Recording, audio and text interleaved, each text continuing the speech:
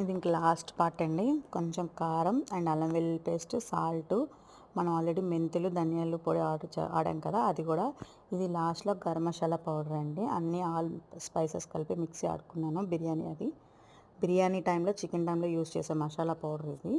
ఇవన్నీ యాడ్ చేసుకొని కాసేపు ఆయిల్లో బాగా ఫ్రై అయిన తర్వాత స్టవ్ ఆఫ్ చేసుకునే ముందు కొంచెం నిమ్మకాయలు అండి, పెద్ద సైజు నిమ్మకాయలు నేను 2 తీసుకున్నాను. అది దాన్ని కూడా పిక్కలు తీసేసి ఇలాగ వాటర్ మాత్రమే వేసి కాసేపు ఉంచి వేరే దాంట్లోకి బౌల్లోకి షిఫ్ట్ చేసుకున్నాలి. చల్లారాక మనం గాజు దాంట్లోకి షిఫ్ట్ చేసుకోవచ్చు.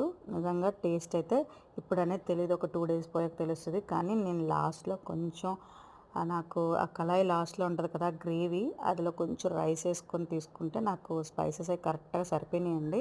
నేను ఫస్ట్ టైం చేసినా బాగానే చేశాను అనిపించింది. ఒక 2 డేస్ నానాక ఆ టేస్ట్ ఎలా ఉంటుందో తెలుస్తుంది. వీడియో నచ్చితే మాత్రం ప్లీజ్ సబ్స్క్రైబ్ చేసుకోవడం మర్చిపోకండి. Thank you.